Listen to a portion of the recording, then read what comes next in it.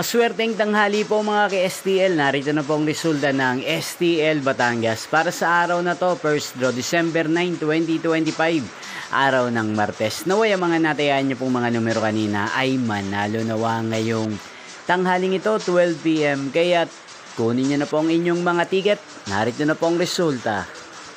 Ang mga numerong nanalo sa STL Batangas ngayong tanghaling ito, December 9, 2025, 12 PM. First draw result, 9 at 13. In exact order. Again, 9 at 13.